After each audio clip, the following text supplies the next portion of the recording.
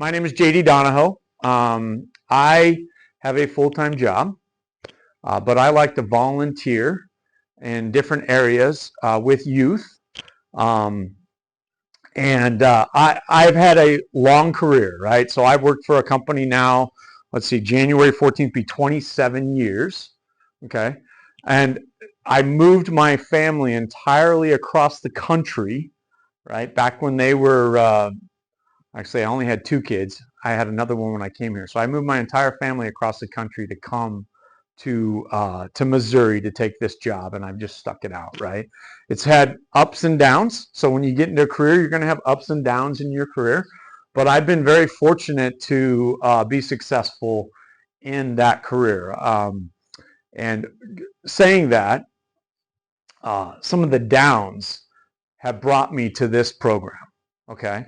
I was running a manufacturing plant here in Kansas City, and one day my team decided they no longer wanted me to be in charge.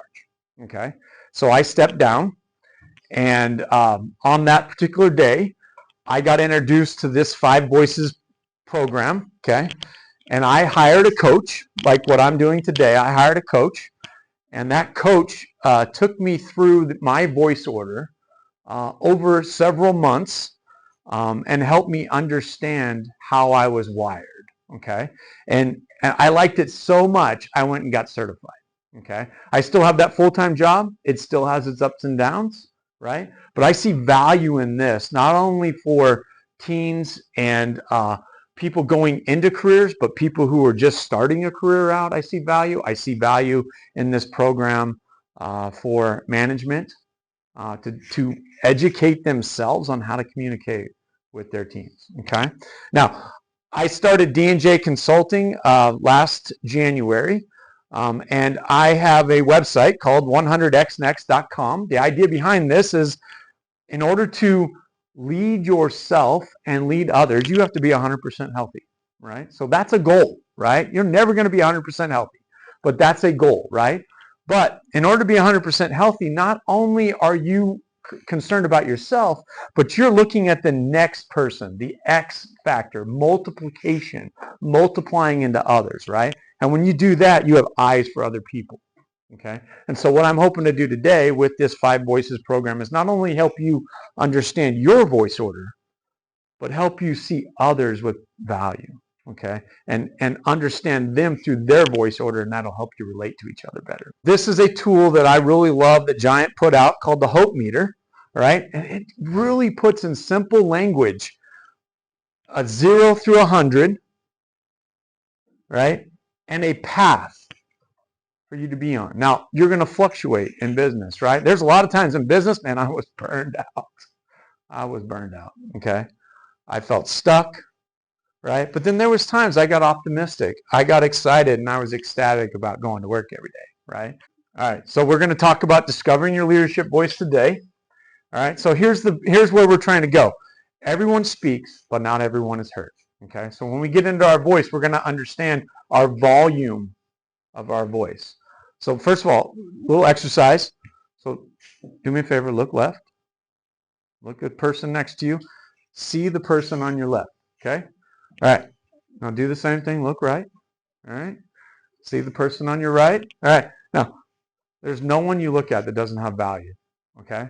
Now I say that because I went to college for a brief minute, and in that orientation, that was what the chancellor told us to do. We're sitting in this college auditorium. Guy says, "Look left, look right. One of you will be here on graduation day." Right? That set me up immediately for failure, because guess where I was at? I thought, "Oh, I'm the guy that's going to win," but I didn't. I failed.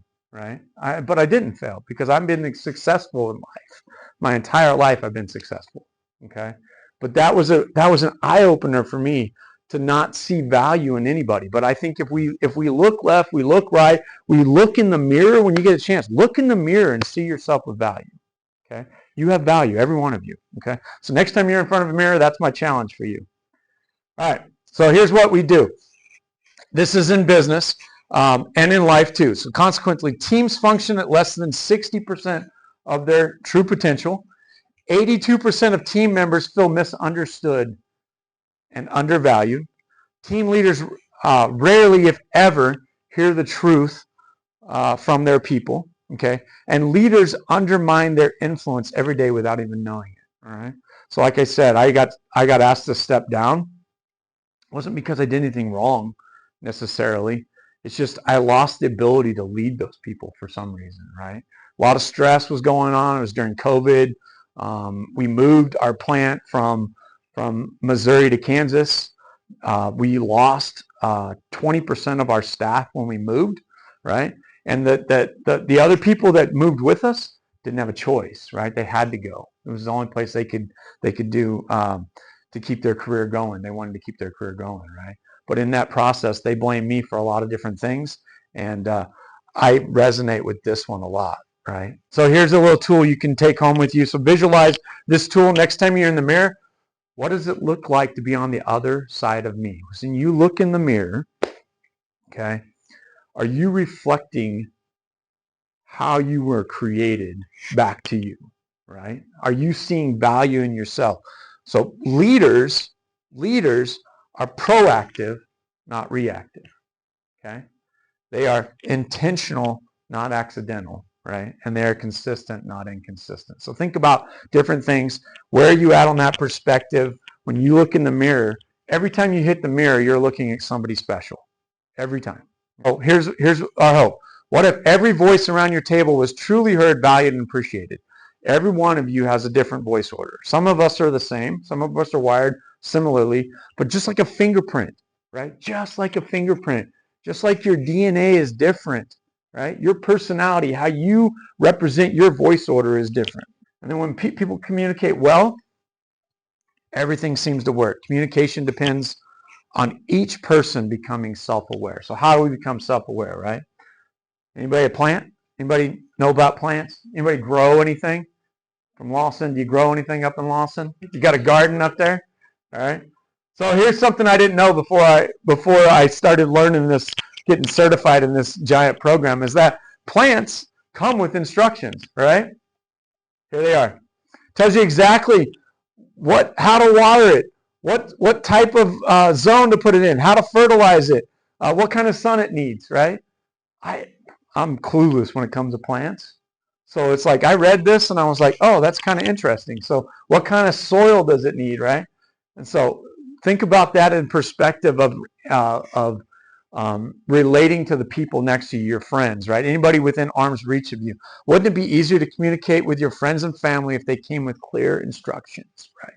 So you can understand them and communicate with them better, right? So what if you went home tonight and your siblings or your parents, your best friends, lunchtime today, whatever, what if you understood how they were wired? Could you communicate better with them, right? All right, so this is our 5 voices.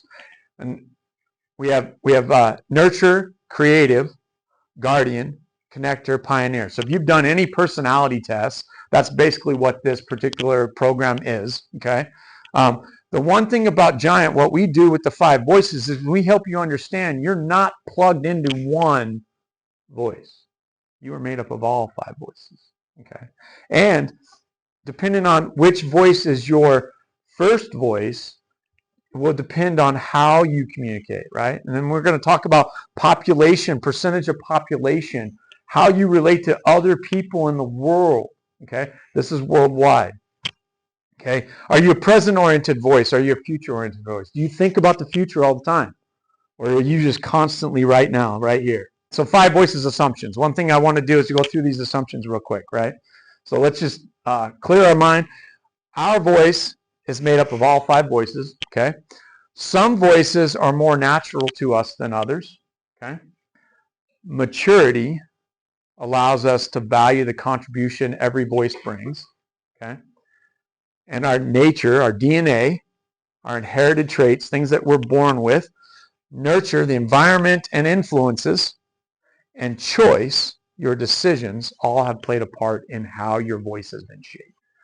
So let's jump right into the first voice. All right, so nurture, champion of people, relational harmony, and value. If you are first voice nurturer, Here's how we determine your strengths, right? They intuitively feel how an organization will react to a new idea. They defend values. People always come before profit, okay? They function as the relational oil inside of teams and organizations. They are pragmatic realists who ask, has this really been thought through? They take genuine delight in celebrating the achievement of others, and they are natural team players, okay? So a nurturer. Now, we're going to talk about percentage of population and why we started with the nurturer slide. All right, so challenges. They can become overly resistant to change and demonstrate passive-aggressive tendencies, and they rarely value the contribution they make. When you look at the nurturer, they are the quietest voice. All right, so if you are a first voice nurturer, understand you're the quietest voice. If you are the loudest voice, recognize that the nurturer is quiet and they need you to listen to them. Okay, they're not going to speak loud. They're not going to stand up. Okay, they're the champion of people, relation, harmony, and value. So they hold tremendous value on your team because they're the glue that bring the team together. What do you watch out for? Nurturers have a fear of conflict and won't often speak out. So beware of silence. And then how do I empower them? How do other voices, like your first voice is pioneer, your first voice is connector. How do I empower a nurturer? Let them speak first. That's why we went with the nurturer slide first. Affirm their competence and the genuine value of their contribution.